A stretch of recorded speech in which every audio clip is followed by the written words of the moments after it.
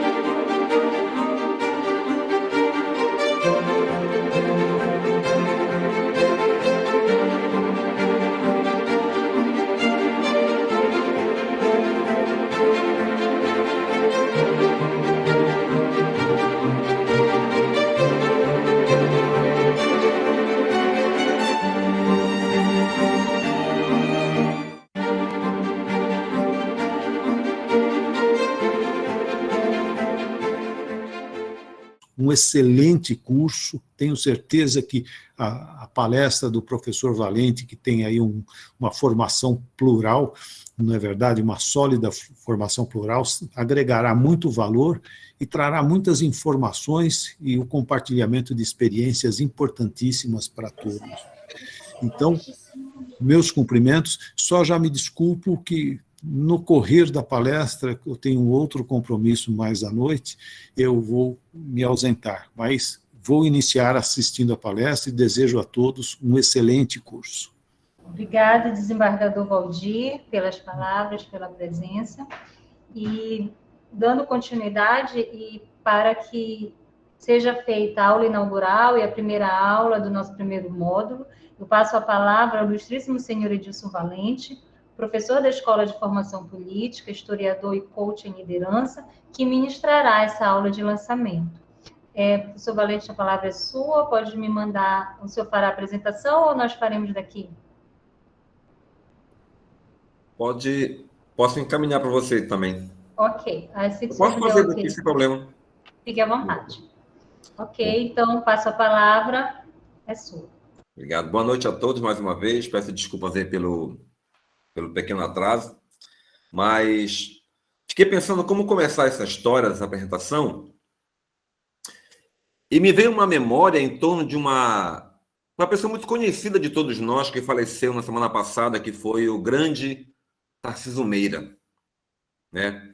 Eu pude vê-lo várias vezes na TV, não tive a felicidade de ver aquela novela muito famosa, Irmãos Coragem. Acredito que poucos aqui. E aquela novela, ela foi lançada exatamente no ano que eu nasci, 1970. E ela durou muito mais de um ano, ela durou praticamente um ano para terminar. E aquela novela é a história de 3 irmãos, entre eles, claro, João, que era o irmão Coragem. A trilha sonora foi cantada por Jair Rodrigues. É uma canção épica, uma canção fervorosa. Acho que todo mundo deve lembrar um pouco daquela história, né? Como eu falei, eu não assisti a novela, mas lembro muito de minha mãe contar várias vezes sobre aquela história. Várias vezes, dos irmãos Coragem, de João Coragem, do coronel Pedro Barros, mas fiquei com aquela canção nos meus ouvidos, que é o refrão que diz assim: irmãos, é preciso coragem. E esse refrão é muito forte, né? Irmãos, é preciso coragem. E a coragem, para quem não conhece ao certo, ela vem de cor, que é coração, né? De coração, e a outra parte quer dizer agir, ou seja, agir com o coração. Quem age com o coração. E é esta a imagem que eu tenho desta turma, é esta imagem que eu começo tendo deste evento, de pessoas que estão aqui agindo com o coração. Eu tive a felicidade de participar desse projeto, de colaborar com ele ainda na composição dele. Não conheço a doutora Nádia, estou conhecendo agora pela primeira vez aqui, né? Não conheço a todos da turma, mas senti muito esse entusiasmo, essa alegria, essa vontade da Elaine, de toda a turma do TRE, de agir com o coração. E eu começo dizendo a vocês, irmãos, é preciso coragem. Irmãos, é preciso coragem. Coragem para iniciar este projeto, coragem para passar pelo processo de seleção. Os alunos que passaram estão de parabéns. Foi preciso coragem. Gravar o vídeo, eu li todo o editorial, tinha que gravar o vídeo. Muitas pessoas não conseguiram gravar o vídeo, pararam ali pelo meio do caminho. Mas os que chegaram estão aqui, por quê? Porque tiveram coragem. E para nós que estamos, nesse momento, colocando ali, como se fosse uma pequena gota que cai no oceano, mas que faz aquele movimento que se expande, o que todos nós estamos tendo é coragem. Então, estamos todos nós aqui hoje de parabéns. Lembrando um pouco dessa história do Tarcísio Meira, nos deixou uma história de amor maravilhosa dele com a Glória, acho que é um exemplo de amor para todo aquele casal maravilhoso. Não tem como não ficar tocado por aquela história de amor fantástica. Quem dera todos nós pudéssemos ter uma história de amor tão fantástica como a deles. Mas a frase que eu começo é: irmãos, se nós queremos de fato fazer alguma diferença naquilo que nós podemos fazer na história política desse país, seguramente é preciso coragem. E a coragem é aquela coragem que vem do coração. Agir com o coração. Esse é o sinônimo verdadeiro de coragem, agir com o coração. Eu vou buscar, então, aqui agora a minha apresentação. Eu lembro de uma memória bem recente. Hoje à tarde eu fui aqui na China comprar um pão perto de casa, fazer um lanche com meu filho, né? E aí, 2 cidadãos na fila ali, com a cena esperando, e começaram a falar de políticos. E eu, justamente nesse clima da minha apresentação, né? E as pessoas falam, não, porque, viste, lá foi preso um político no Rio de Janeiro, eu nem sei quem foi. E as pessoas falando de pessoas e deixando, abrindo mão de falar de política. Agora há pouco, o nobre desembargador colocou muito bem isso, né? Como que nós temos a necessidade de parar, de demonizar a política e olhar para isto com outros olhos. Acho que esse é um desafio, para mim, dos mais valorosos, e eu vou me empenhar fortemente nesse sentido. Nós vamos aqui fazer um pacto entre nós. Vamos evitar falar de política. Vamos tratar da política naquilo que os gregos propunham, enquanto arte, enquanto beleza, enquanto política, enquanto troca de experiências. Vamos evitar um elemento ruim que se coloca na política brasileira hoje, que é a polarização política. E eu vou propor, no lugar da polarização, despolarizar. E para nós conseguirmos despolarizar, nós temos que soltar as armas, deixar de ver o outro como inimigo, entender que a política é o terreno da diversidade, é o terreno do diálogo. Os gregos faziam isso na praça pública, que era a ágora. Nós temos aqui a oportunidade de falar de política numa ágora virtual, tendo como princípio o respeito, a tolerância, saber ouvir o outro. Ao invés de querer falar, ouvir mais. Percebo que muitas pessoas, quando falam de política, estão muito mais preocupadas em falar do que ouvir. Muito mais preocupadas em querer ter razão do que ouvir o outro. E nós não vamos conseguir avançar politicamente sempre querendo ter razão. Aliás, não avançamos em lugar nenhum, nem no diálogo dentro de casa. Observe, se faz política dentro de casa. Se você vai conversar com sua esposa, e já quer ter razão, não há política, não há diálogo. Não existe ágora. Então, temos que ter na política esse espaço do diálogo, da abertura, despolarizar, flexibilizar. Quando conseguimos aprender a ouvir melhor as pessoas dentro de casa, o esposo, a esposa, o filho ou a filha, certamente estaremos muito mais preparados para conseguirmos falar de política para as pessoas. Pode avançar, por favor, Elaine. Próximo slide. Isso. Estamos aqui. E aí nós temos uma base dessa jornada. Próximo, por favor. A base da jornada, ela vai se basear em valores. E o nosso valor central aqui vai ser a busca da verdade. Se pudesse estender os braços para todos verem, eu diria assim, ó. Como é que a verdade brota? Quando nós trazemos de um lado a coragem e a humildade. Aí a verdade, ela vem. É um caminho inevitável. Quando nós buscamos de um lado a coragem e de outro a humildade, a verdade, ela sempre vem. Então você pode pegar isto para a sua vida, mas pode pegar para a política. Você realmente está sendo uma pessoa humilde quando fala de política? Ou você chega com a verdade pronta e acabada, com a razão pronta? Se você tiver coragem de olhar com humildade para o seu comportamento político, a verdade, ela vai vir. Quando você, na verdade, trata de política, você já tem a verdade pronta e acabada e a razão?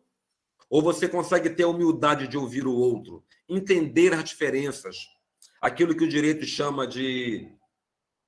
Me escapou agora. Mas entender a diferença verdadeiramente, ok? Próximo, Elaine, por favor. E aí, professor, ok? eu posso fazer uma pergunta? Sim. Nesse slide que você colocou lá a questão da busca da verdade. Aí a minha indagação será que existe só uma verdade? Né? Porque você colocou lá no singular. Aí me surgiu essa indagação. Porque também eu acho que a verdade varia de acordo com o tempo, né? Com o contexto histórico, social, etc. e tal. Obrigado. Sim. Ok. Penso que a verdade é sempre de cada um. Concordo com você, não existe uma verdade plena, absoluta, é muito de cada um. O que eu recomendo é que, para nós conseguirmos buscar a verdade, nós temos que ter, de um lado, essa busca da humildade, né? É fundamental. E aí, o nosso objetivo qual é? Obrigado pela participação, tá? Buscar ampliar a consciência. Ampliar a consciência. Eu digo que é uma chave que nós podemos virar. Ampliar a consciência é buscar olhar para a mesma coisa de maneira diferente. Tendo esta coragem de ver diferente, de não concordar com tudo aquilo que se vê, inclusive para o seu próprio olhar. Ampliação da consciência. Como eu tenho me comportado politicamente em relação ao outro? Como me comporto em relação ao próximo? Como eu me comporto nas eleições? Como eu me comporto dentro de casa?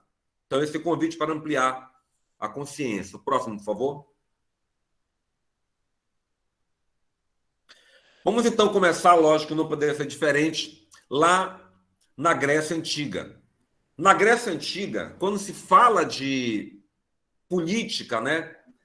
A ideia de política, ela sempre foi ligada à realização do que nós chamamos de bem comum. Este é um princípio, eu diria assim, fundador da política. E é um conceito que vale até hoje. Fundado lá pelos gregos, né? Mas ele vale até hoje. Eu coloquei ao lado aqui algumas coisas. Primeiro, é o que faz bem a todos, é o que estimula a participação, é o que busca trabalhar o que é melhor para a comunidade. A desembargadora falou ainda agora sobre isso, né? Fazer a diferença na sua comunidade. Trabalhar conceitos como a igualdade, a solidariedade e também a ordem. Não somente naquela perspectiva do positivismo da ordem, mas a ordem enquanto cooperar, ter ação de reciprocidade e de confiança. E aí entender que isto é completamente diferente do individualismo e do egoísmo. Quando se discutiu os princípios da política na Grécia Antiga, a ideia era justamente de que o fundamento da política é trabalhar em favor do bem comum, é trabalhar em favor da coletividade. É um princípio que atravessou aí pelo menos 2 milênios e continua valendo ainda hoje. Ou seja, para que nós possamos nos tornar seres políticos, nós temos que muito mais pensar na realização do bem comum e muito menos no egoísmo e no individualismo. O próximo, por favor. E aí, então, o que é política, né? Eu coloquei uma tela muito famosa, acho que você deve conhecer, do Auguste Rodin, chamada de O Pensador, onde ele reflete. E eu coloco para que nós possamos pensar nesta reflexão. O que é a política? A política, ela tem a ver com a governança do Estado e com a relação de poder. Isto é fato. Não existe política sem poder. E aí tem uma literatura vasta que trata sobre o tema do poder e da política na história, não cabe colocar aqui, mas a gente está trabalhando os conceitos gerais. O conceito de política, então, ele vem da Grécia Antiga, de politikos, é uma derivação, significa cidade, e tikos, ou seja, o bem comum, como eu falei agora há pouco, né? Só fui entrar um pouco para entender a origem verdadeira lá da palavra política. E aí, este segundo conceito, acho bem interessante tratar. A arte da negociação para compatibilizar interesses. Isso me chama a atenção novamente do quanto que é importante conseguir, primeiro, despolarizar e, segundo, dialogar. A política, ela é, de fato, a arte de você saber negociar. Mas a melhor negociação que existe é aquela famosa negociação ganha-ganha. Sabe que tem aquela negociação em que um ganha e um perde. Ou então o contrário. O correto, o adequado, é que a política seja um espaço, como se diz, uma arte para se negociar, onde, buscando o bem comum, entendendo que a política é o espaço do poder e que se utiliza do poder em favor do bem comum, em favor da coletividade. Desta maneira, então, como coloquei agora há pouco, a política ela busca se afastar de valores egoístas e de interesses individuais. O próximo, por favor. E aí, então, eu já lanço uma pergunta aqui para todos vocês. Qual tem sido a sua reação emocional ao falar de política? Vou tentar aqui imitar algumas expressões. Ih, você faz cara feia, olha de lado, revira os olhos. Busca, como falou agora muito bem o nobre desembargador, demonizar a política. Qual é o seu sentimento, a sua reação emocional ao falar de política? E se você considera que esta reação emocional ela é a mais adequada para que se possa viver a política dentro daqueles valores que os gregos nos propuseram lá atrás. Então, deixo o convite. Quem quiser pode pegar o seu papel aí, seu lápis, a sua caneta e registrar e refletir um pouco sobre isso. Qual é o sentimento? Como você reage emocionalmente ao você falar de política? Você reage com raiva? Já vi muita gente falando a raiva, o ódio. Eu odeio o candidato, eu odeio esse partido, eu odeio o presidente, eu odeio o político, eu odeio o prefeito.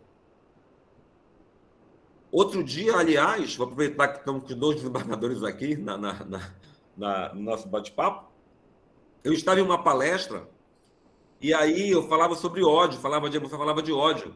E um dos participantes colocou assim, perguntei, o que você odeia? Ele falou, eu odeio o TSE, eu odeio o Supremo. E aí eu ouvi aquilo e falei assim, se você odeia o Supremo, isso quer dizer que existe muito ódio dentro de você. E cada um entrega aquilo que tem. Se nós insistirmos em ver a política como um espaço do ódio, nós não vamos nos aproximar da democracia, mas sim do nazismo, que propunha o ódio e propunha a intolerância. Então, eu deixo um convite a que todos aqui pensem nisto com muita seriedade e com muito carinho, que traga a busca da verdade, que olhe com humildade, que olhe com coragem e pergunte para si, que busque essa verdade dentro de si próprio. Como eu tenho me comportado politicamente? Eu tenho repetido palavras de ódio acerca dos outros?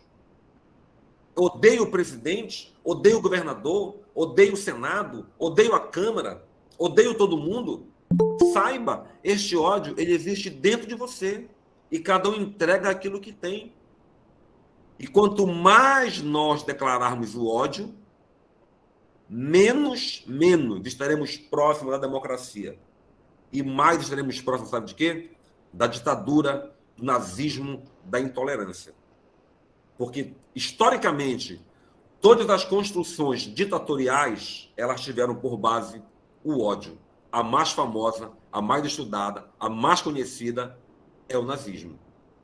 O stalinismo também, para não colocar apenas um exemplo. Então, o meu convite, vamos nos nutrir, primeiro, sentimentalmente de coisas boas. Vamos preparar um terreno emocional dentro de nós, propício para trazermos política de qualidade, baseada no diálogo, no respeito às diferenças, naquilo que os gregos propunham para nós.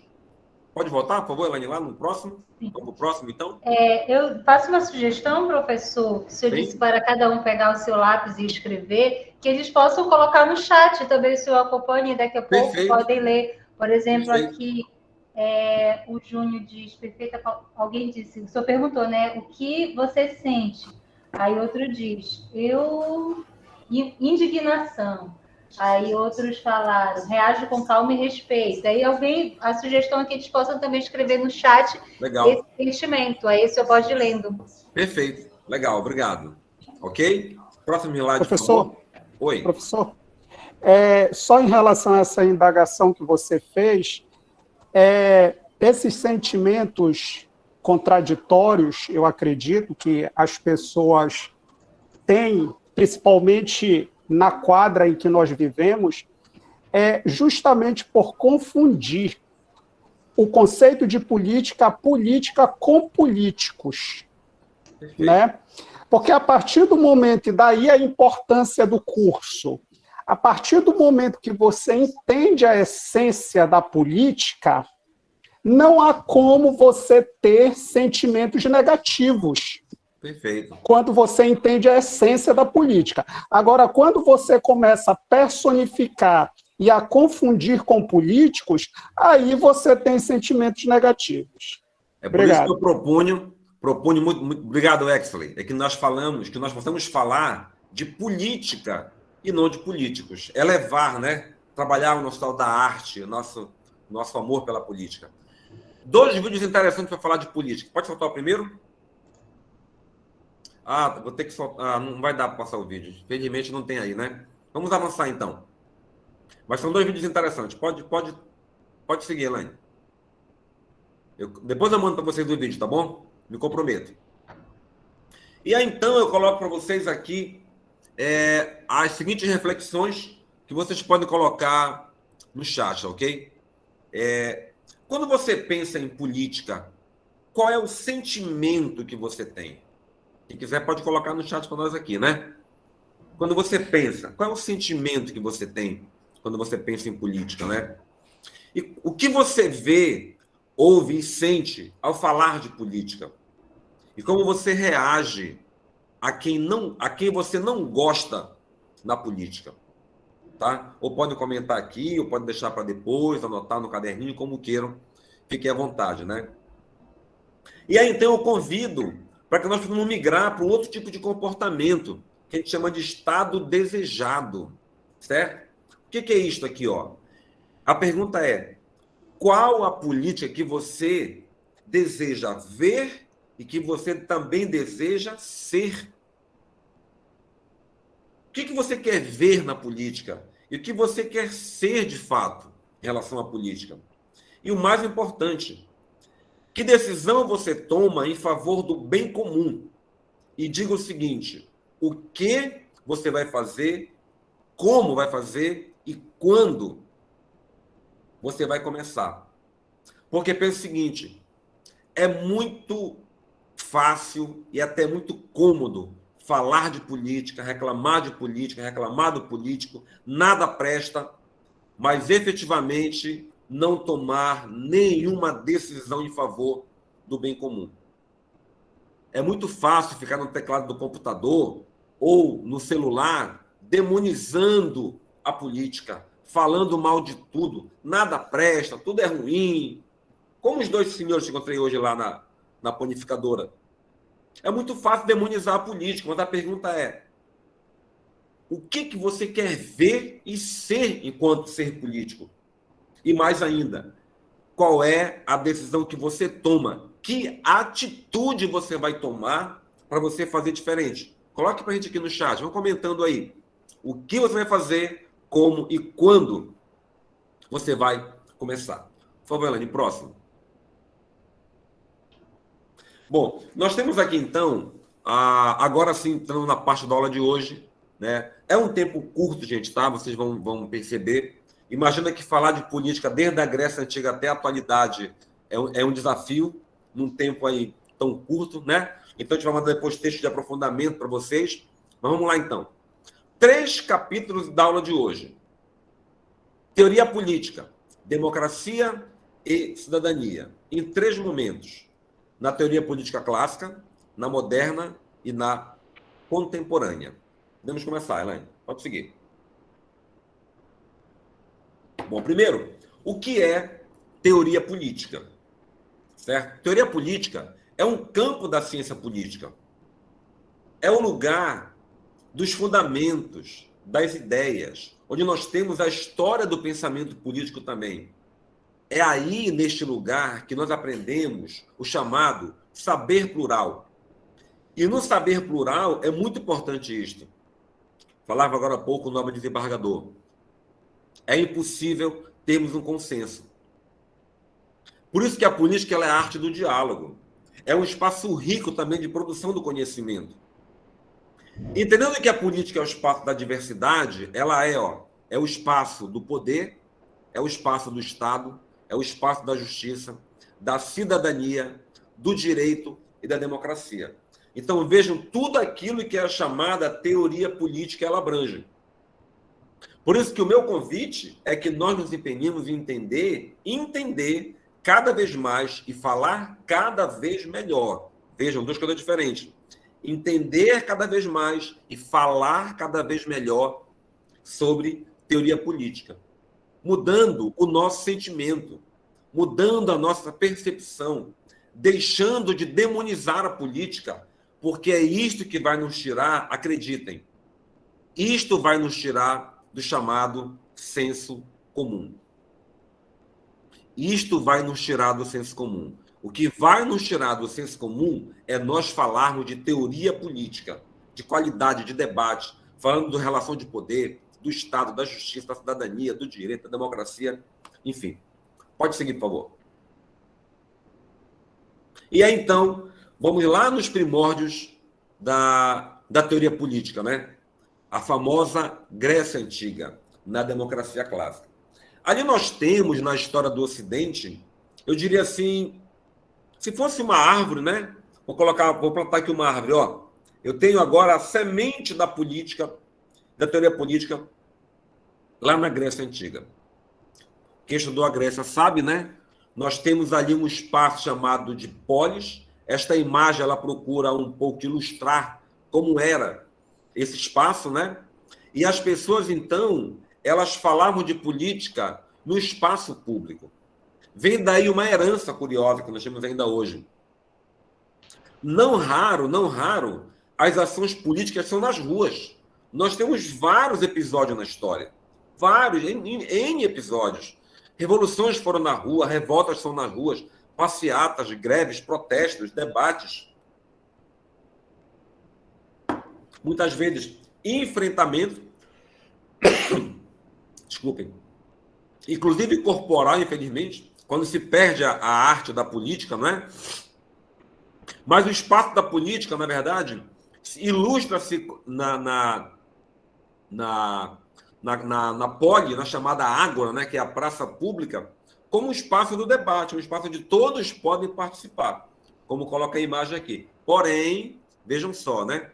Participavam os cidadãos. Também é importante entender. Então, naquele momento, as mulheres não participavam, apenas os homens participavam, porque aí é um debate que já pode suscitar, depois de muitas reflexões, do que é ser cidadão. Muitas vezes se vincula a cidadania somente à participação política e, sobretudo, participação política e eleitoral. É uma questão para a gente repensar um pouco lá na frente, né? Cidadão não é exclusivamente aquele que vota, que tem direito ao voto. Eu diria que é um atributo da cidadania, é um direito do cidadão.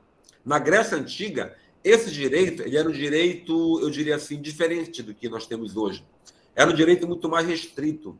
A percepção era muito diferente.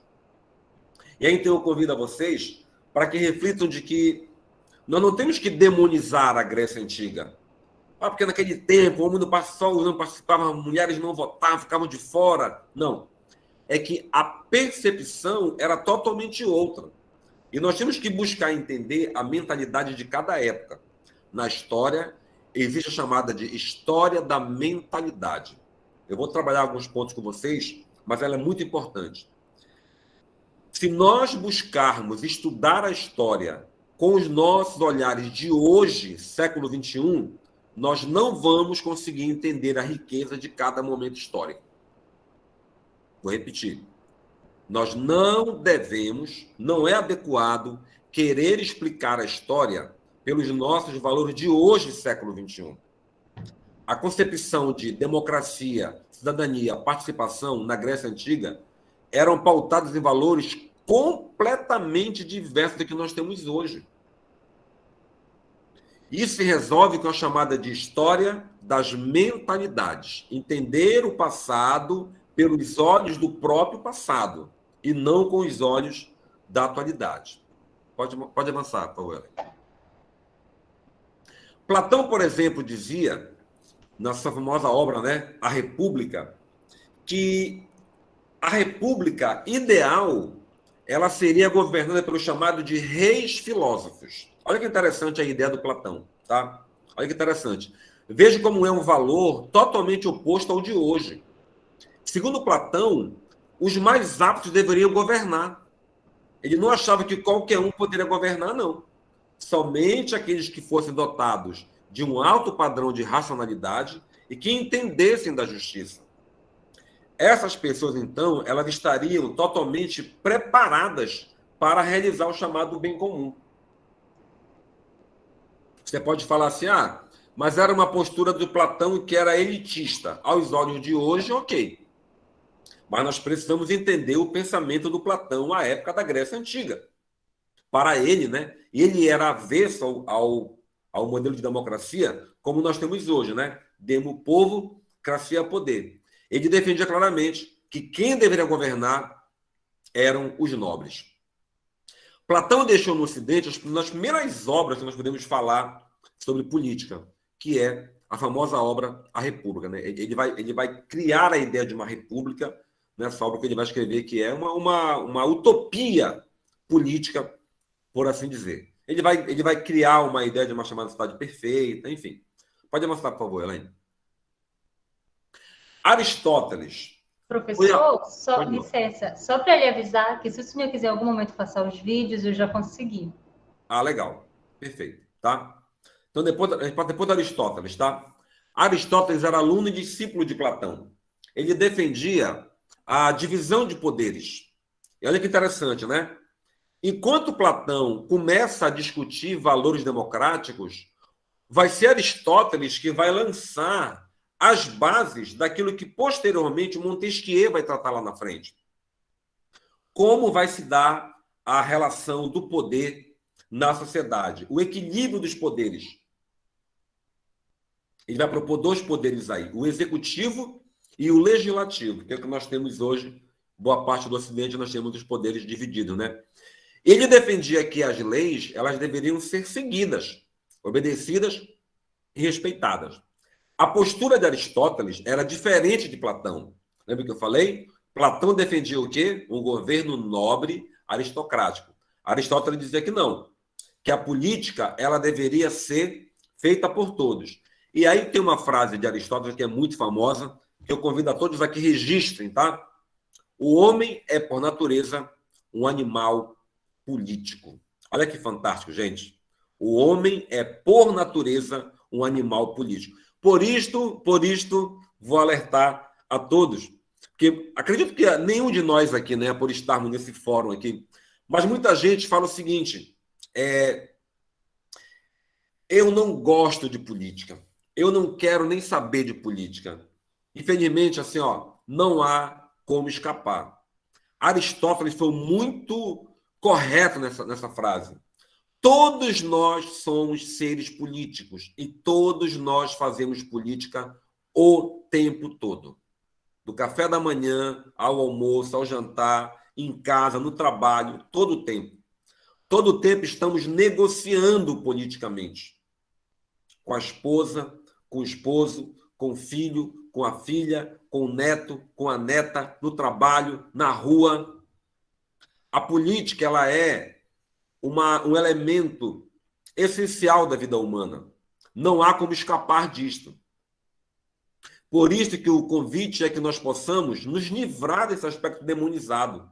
Olhar para a política pelo aspecto nobre. E aí entenda uma coisa. Tudo aquilo que nós olhamos depende da nossa escolha. A maneira como nós vemos as coisas está ligada ao nosso próprio olhar. E aí o convite, claro, por isso esta turma aqui, escapar do chamado senso comum, escapar daquela explicação rasteira, simplória, de quem não consegue entender de teoria política, de quem vê a política pelos olhos da demonização. Político nenhum presta. Mas, para eu não antecipar, podemos rodar os vídeos então, Elaine? Professor? Pode falar. Só uma intervençãozinha rapidinha.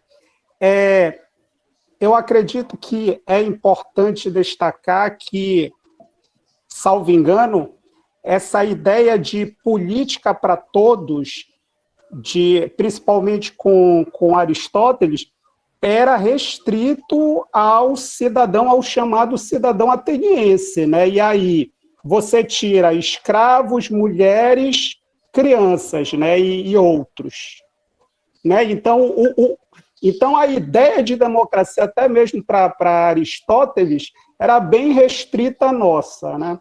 Se comparado à nossa. Perfeito. É porque, como eu falei, é porque naquela época a perspectiva de cidadania era diversa de hoje.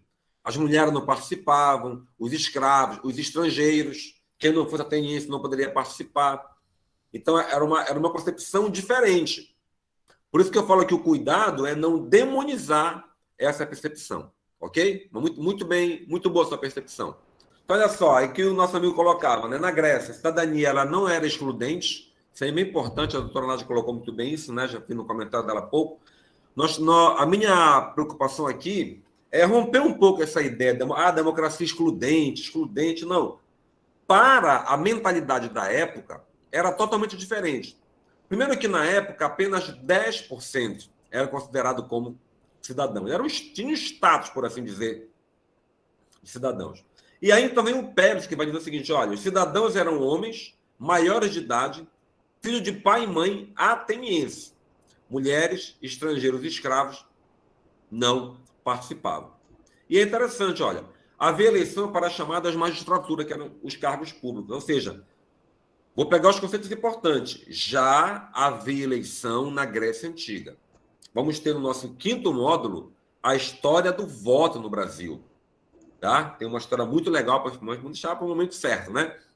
Mas na Grécia Antiga, além de nós termos a participação política na ágora, já havia processo de eleições. Tanto na Grécia como em Roma, as eleições elas eram diretas e dependiam também de ter recursos financeiros, claro, para vencer as eleições. Também não é tão diferente do que existe hoje, né? Acho que para quem está no TRE é um desafio conseguir democratizar o processo eleitoral e permitir que todos possam participar de maneira ampla e participativa. Pode seguir, por favor, Elaine.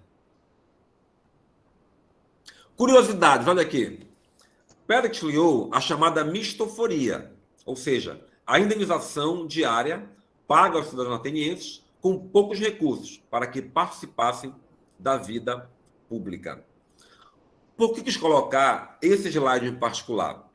Eu confesso a vocês que eu não quis trazer, por exemplo, quanto ganha um deputado, qual a despesa com o parlamento. Gente, isso aí todo mundo já sabe. Ou, se não sabe, pode buscar na internet, há um vasto repertório de material. Mas quero dizer a vocês que o pagamento pela participação política, ele é correto, ele não é errado. Pelo contrário. E lá na Grécia Antiga, nós já temos esse modelo de pagamento, que era chamada de mistoforia. O que talvez precisamos rever, claro, são critérios, são elementos, são direcionamentos que são dados e a maneira como é gasta, o volume de recursos, mas eu quero dizer a vocês que é absolutamente comum quem participar da vida política ser remunerado pelo seu trabalho. É justo, digno e honrado, ok?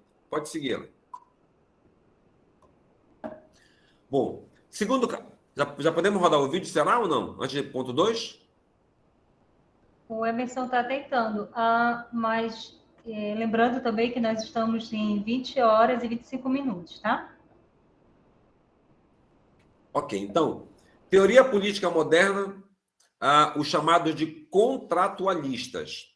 Quem são eles, né, gente? Eu diria assim, eles lançam as bases de como é a política hoje no nosso dia a dia. Eu coloquei 3 nomes aqui para nós conseguirmos olhar um pouco para eles. Primeiro é o Thomas Hobbes, né? Vai dizer o seguinte, o Thomas Hobbes, que o homem vivia no chamado estado de natureza. O que era isso? Era uma vida cruel, onde o homem tinha por hábito a maldade, o egoísmo, as guerras, as disputas, uma vida sem paz, uma vida ruim de se viver. E o que ele vai propor, o Thomas Hobbes? Ele vai defender um Estado absolutista, um Estado forte, capaz de gerar segurança e paz para os cidadãos. Veja, começa agora a ter um formato, a aparecer uma defesa de um Estado e aí nós teremos que vasculhar um pouco esse tempo histórico aí, que é a chamada de Idade Moderna, tá? A época do chamado absolutismo na Europa, muito forte na Inglaterra, muito forte na França, em Portugal, na Espanha.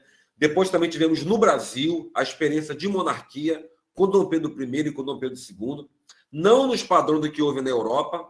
Vamos depois falar um pouco de absolutismo, sobretudo na França, do Luís XIV. Mas, assim, do ponto de vista da teoria, o que vai defender o Thomas Hobbes?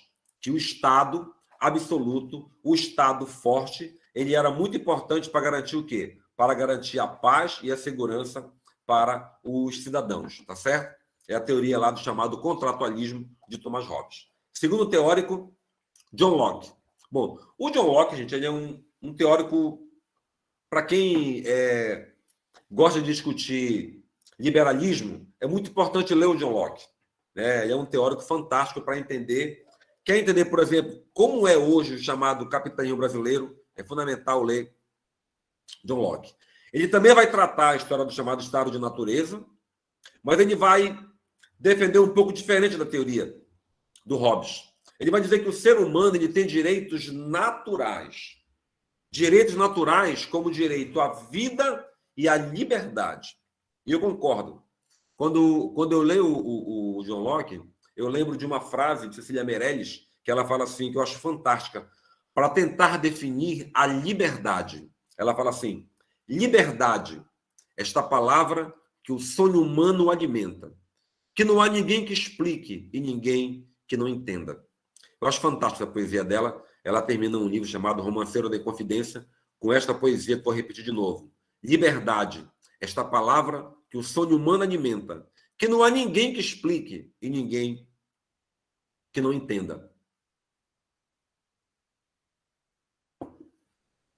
Eu creio que é difícil explicar a liberdade na sua plenitude, mas todo mundo consegue sentir a alegria, a beleza, o valor que a liberdade tem. No nosso dia a dia, né, na nossa rotina, quando se viaja, enfim, experiências variadas de liberdade.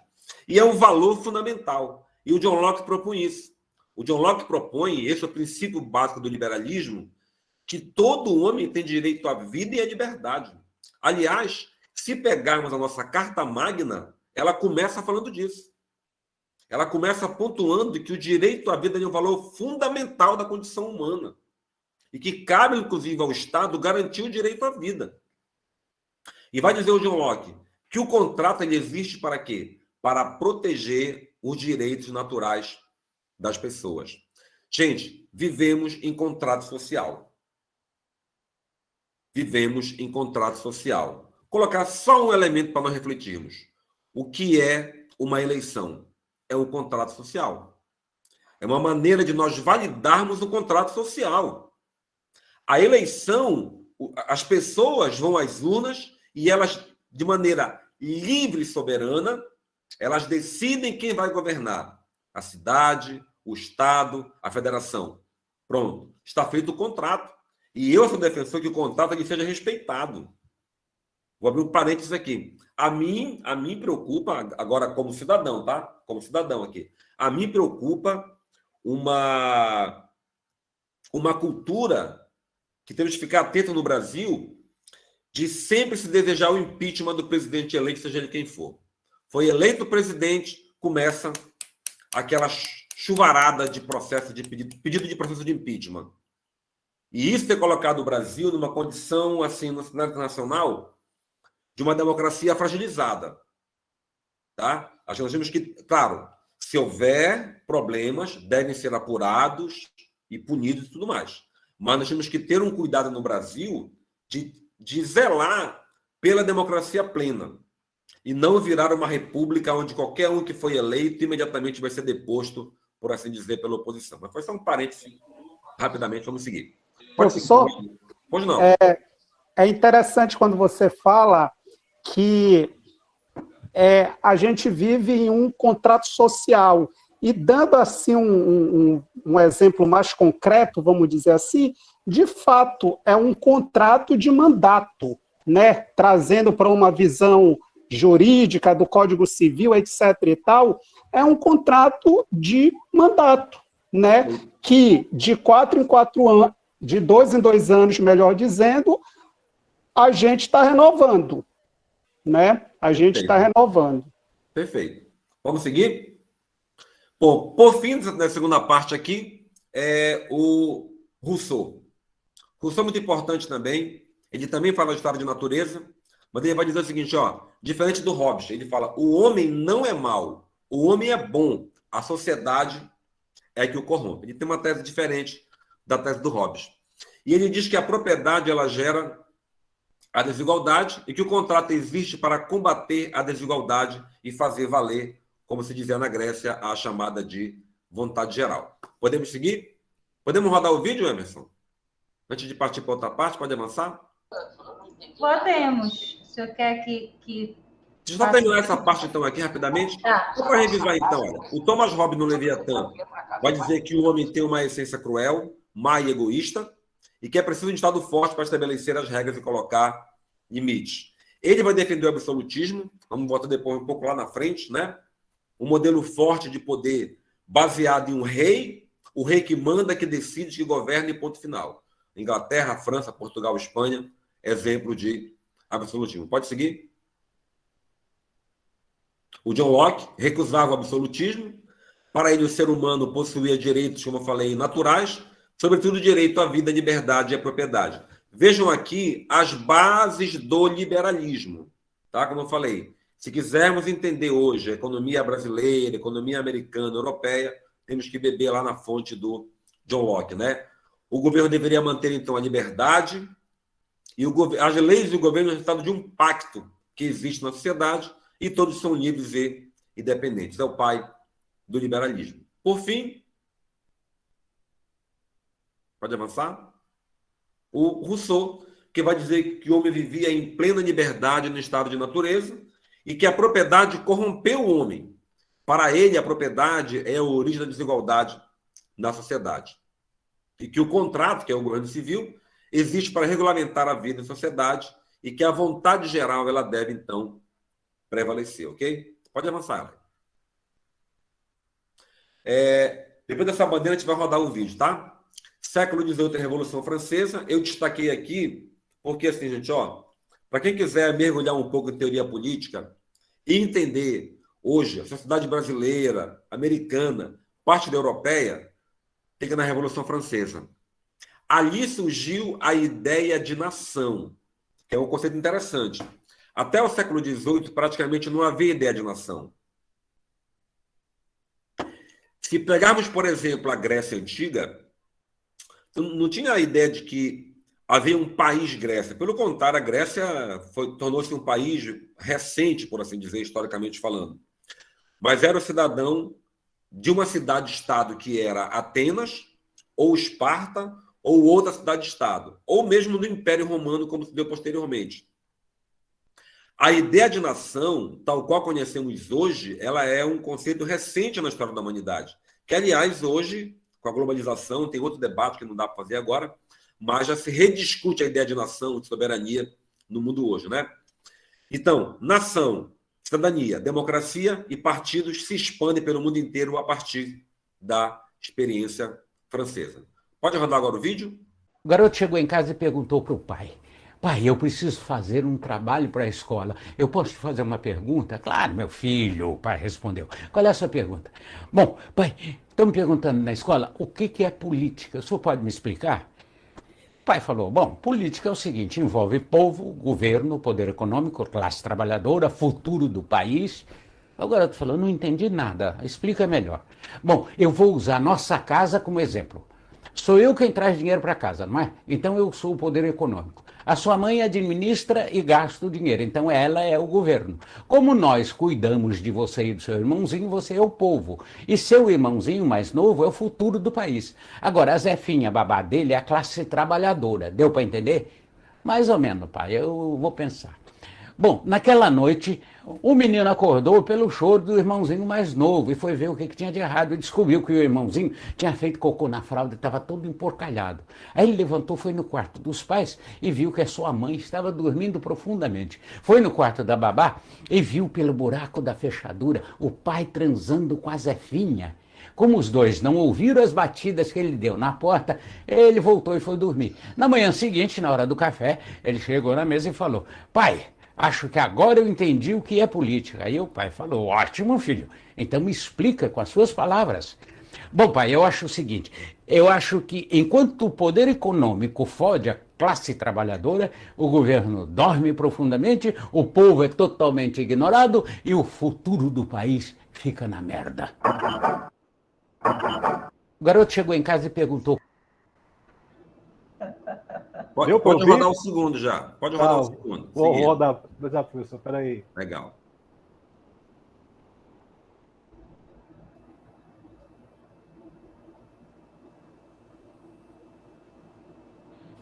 Os gregos usavam há 2.500 anos um nome muito interessante para a pessoa que não participava da vida coletiva, que olhava só o próprio umbigo, que só cuidava do próprio nariz e dos próprios interesses.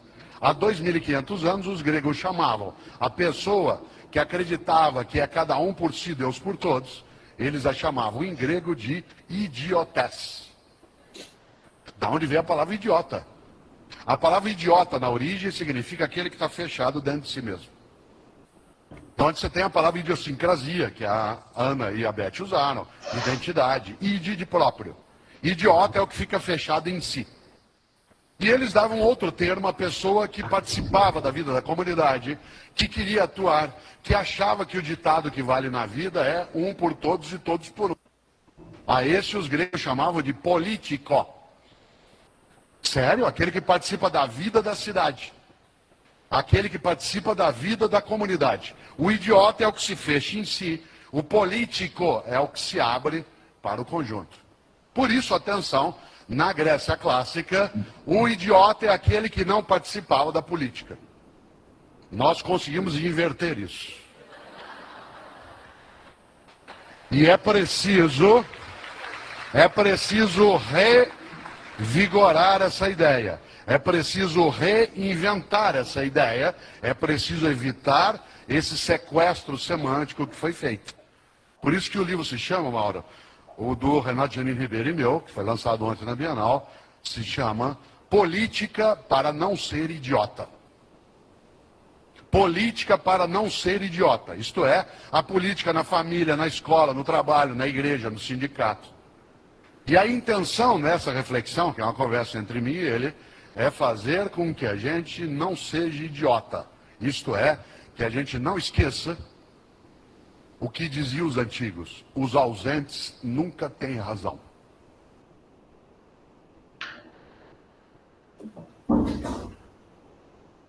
Gente. Pronto, Elaine.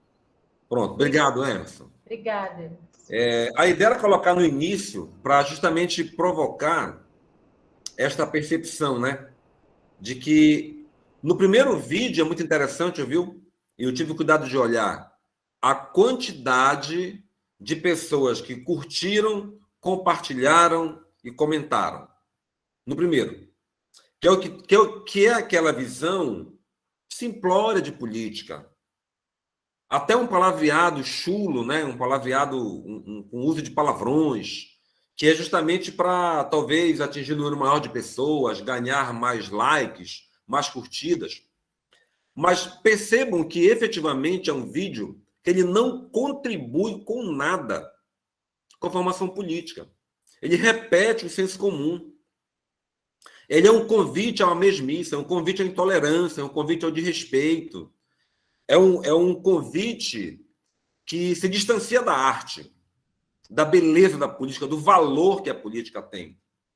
E é um vídeo que ele colabora ainda mais para se demonizar as pessoas que se interessam por política. O vídeo do Cortella é totalmente oposto. Ele mostra o contrário, né? Que não temos que olhar apenas para o próprio umbigo nem para o próprio nariz. E traz a reflexão de que é, na verdade, da importância de nós termos a política, ele que se abre para olhar para os outros. Agora, curiosamente, o vídeo do Cortella ele foi curtido pelo menos 20 vezes menos que o vídeo que primeiro da anedota. Então fica essa reflexão um pouco para que você pergunte para você assim: Que tipo de vídeo eu estou compartilhando? Eu perguntei lá atrás, né? Qual o sentimento que... Lembra? Qual o sentimento que você tem ao falar de política? O que você tem ouvido, gente? Olha só. Olha, isso aqui é muito importante. O que você ouve sobre política, o que você fala sobre política, o que você sente, o que você compartilha, o que você está construindo para você internamente e para as pessoas ao seu redor. De quem você está se aproximando, do primeiro, do segundo vídeo. Trata a política como uma anedota, como coisa pueril, como coisa baixa, como chula, com palavreado pobre, que desconstrói valores, que distancia da arte. Ou você, de fato, tem procurado ouvir, ver e falar de política de qualidade. Porque acredite, e eu acredito, há muita gente fazendo política de altíssima qualidade. Vou repetir. Há muita gente fazendo política de altíssima qualidade. Mas a pergunta é, para onde você está olhando? O que você está ouvindo? O que você está falando? O que você está compartilhando? Acredito que esse é um momento muito importante na aula inaugural deste curso, para que nós possamos redirecionar os nossos sentimentos acerca de política. E aí, quando a gente consegue sentir diferente, a gente consegue pensar diferente. Pensamento e sentimento estão conectados. E o que eu deixo é o convite para olharmos para outras coisas, olharmos para o que tem de bom na política, buscar as pessoas sérias, as pessoas responsáveis, e começar por quem? Por nós. Por nós. Como você está fazendo política hoje dentro da sua própria casa? Que comportamento você está tendo? Você tem uma postura mais democrática ou mais autoritária na sua própria casa? Começa por aí. Podemos avançar, então? Vamos lá para a parte final agora, gente. Bom, no mundo contemporâneo, nós temos aí... Pode voltar um pouquinho? Tem que voltar um aí. Tá? Nós temos o positivismo do Augusto Comte e depois, então, o marxismo, né? Bom, século XIX, para o Comte, a verdade, ela viria da experiência científica, tá? E para o Comte, ele vai defender um lema fundamental, que todo mundo aqui certamente conhece, que é o lema da ordem e do progresso. Para ele, a ciência e o avanço da ciência, e detalhe, tá? E o avanço da teoria política, inclusive. Da ciência como um todo, mas da teoria política. Ela levaria a humanidade a alcançar a ordem, o progresso através da ordem. Pode avançar, Elaine. E, por fim, nessa parte mais contemporânea, uma que todo mundo conhece, que é o chamado marxismo, né? Acredito que muita gente deve conhecer aqui. Para o Marx, a sociedade ela vive no que ele vai chamar de luta de classes. E essa luta de classes ela se dá entre aqueles que detêm o chamado meio de produção, que estão na superestrutura, que é a chamada burguesia, e de um lado o chamado proletariado, que não tem em mãos os chamados meios de produção, né?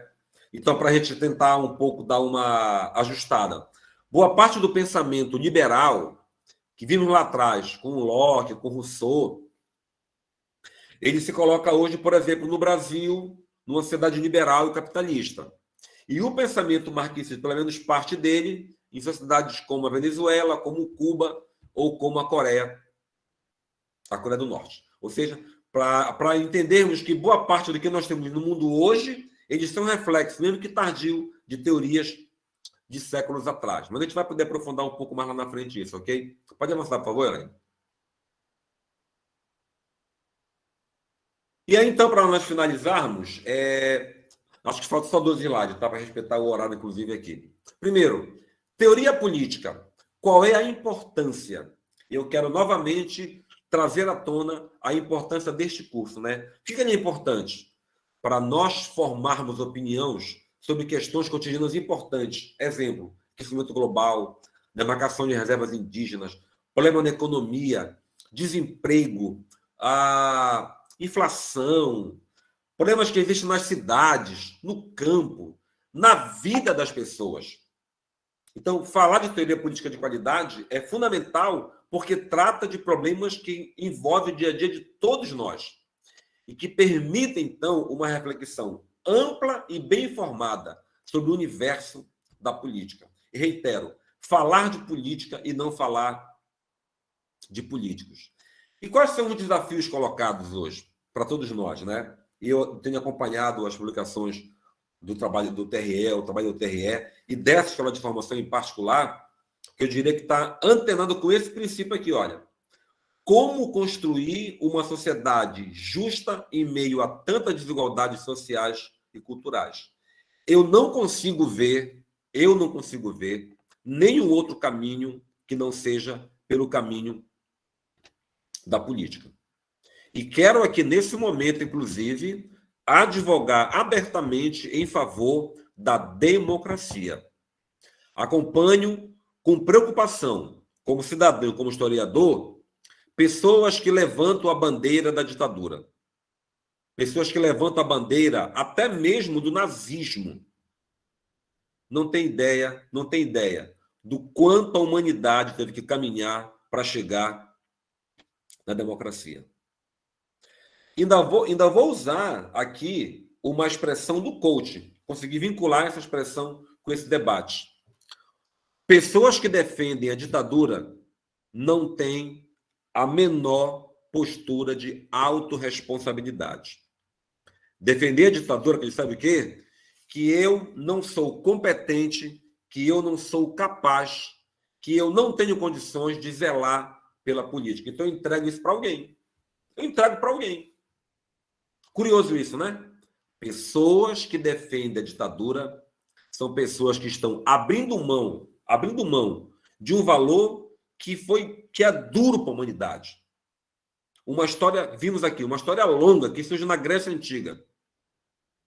Que tem que ser um valor não somente no espaço político do parlamento, do judiciário, do executivo, mas dentro da nossa própria casa. A democracia começa dentro da nossa própria casa. Isso implicaria, sabe o quê? Em destruir relações autoritárias envolvendo homens e mulheres, pai com filho, cultuar o apreço pelo diálogo, pelo debate saudável, pela política enquanto arte. Esse é o nosso desafio. Escapar assim, cegamente, do risco de defender qualquer postura democrática, antidemocrática, autoritária e, pior ainda, que possa dialogar minimamente que seja com o nazismo. Então, todo este curso vai, todo o tempo, ratificar esse valor. E, novamente, eu quero aqui saudar a todos da Escola de Formação, ao TRE, porque se coloca nesse desafio, cumprindo, na verdade, um papel político que lhe cabe na sociedade. Essa é a verdade. O papel que cabe ao TRE enquanto uma instituição dentro da sociedade. Defender a democracia como um valor inegociável. Essa é a verdade.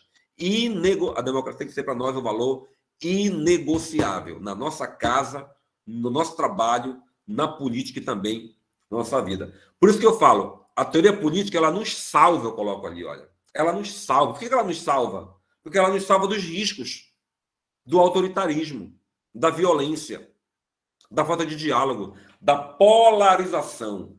Nós precisamos, mais do que nunca, despolarizar, soltar as armas, nos desarmar e nos abrir, ouvir o outro. Ouvir. Democracia é o espaço do diálogo, da compreensão. Precisa ouvir o outro. Mas, pergunta aqui com sinceridade, traga a verdade, lembra? A humildade e a coragem. A humildade e a coragem, traga a verdade.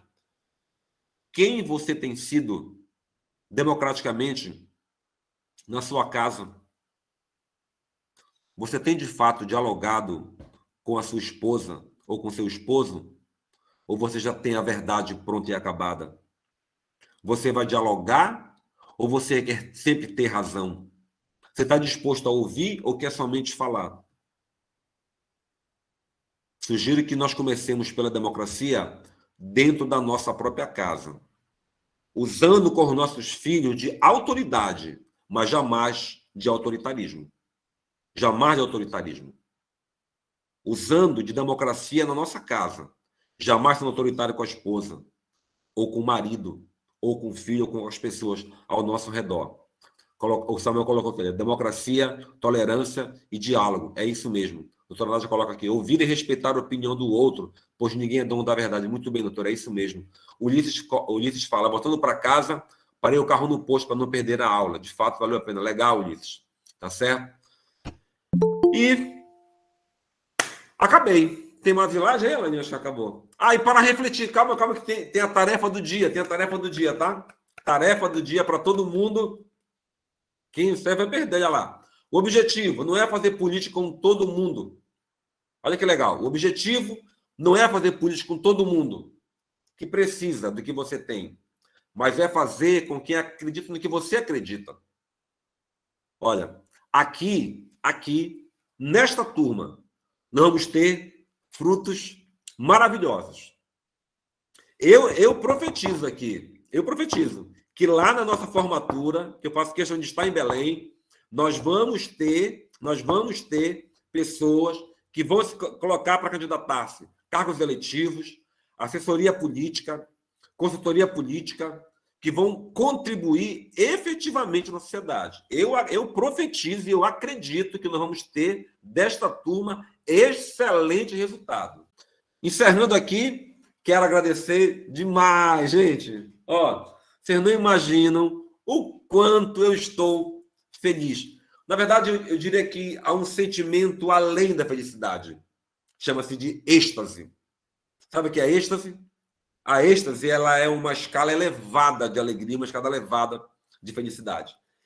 E muito feliz de estar aqui. O Antônio Pantoja, que está sorrindo ali. Antônio, obrigado por ter ficado até o final. O Exley, que participou bastante aí, o Exley, valeu, Exley, grande abraço. O Matheus também, que eu estou vendo aqui. A doutora Luísa Nádia, muito obrigado pela sua presença. A Elaine, o Emerson pelo suporte, o Samuel, o Glauco, a Jarlene, o Antônio Pantoja, a Elaine, a Cláudia Barros, e desculpe aí porque eu não citar, porque tem tanta gente que é Ramila, o pessoal do PTC do Pará, tem um partido aqui, o Emerson, o Ulisses, a Ramila, e estou tentando passar aqui na barra de rolagem. Gente, muito obrigado. Passo a palavra, então, eu não sei se para a Elaine, para a doutora Nádia, como é o protocolo de encerramento, mas devolvo para o TRE. Muito obrigado, muito feliz de estar aqui com vocês. Tenham uma excelente noite. Obrigada, professor Edilson, por nos fazer indo na linha da teoria do conhecimento e também das emoções internas, né? A lição que o professor passou e eu coloquei no e-mail, como a forma ele disse, é para direcionar para o e-mail dele. Não é para dar as perguntas no chat, nem no WhatsApp do grupo, para direcionar para o e-mail do professor. Também aviso que quem não fez o formulário de frequência, tá? Vou postar de novo aqui no link, coloquei aqui no chat, já botei no WhatsApp do grupo, para vocês assinarem. É muito importante assinar o formulário de frequência. Então, respeitando o nosso horário, faltando 1 minuto, eu passo a palavra para a desembargadora Luzia Nádia para encerrar o encontro de hoje. Fico muito feliz de ter participado desta aula. Espero ter momentos que possa participar de outras.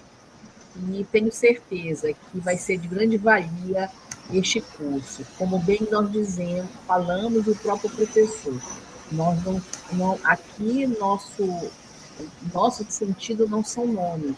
O Tribunal Regional Eleitoral quer promover o conhecimento para que os senhores possam desenvolver suas habilidades e contribuírem com uma melhor sociedade, uma sociedade que critica com fundamento, uma sociedade que aplaude quando necessário, mas principalmente uma sociedade que busca o bem de todos.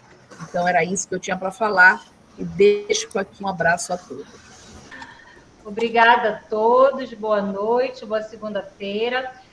A aula está disponível no YouTube para quem quiser rever durante a semana. essa foi a única, não, as outras aulas não serão no YouTube, elas serão aqui no chat. Vamos nos falando no nosso grupo de WhatsApp e também vamos nos falando no Google Class. Agradeço a presença de todos. Boa noite.